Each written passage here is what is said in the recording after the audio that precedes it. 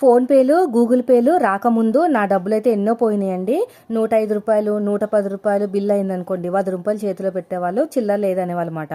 5 రూపాయలు పోయాయి. 5 రూపాయలు కూడా ఎలాగంటే 16 రూపాయలు ఫాల్ అనుకోండి, అందులో 11 రూపాయలు ఇచ్చినట్టు అనమాట. 5 రూపాయలు అనేవి మనకి లాస్ అనమాట.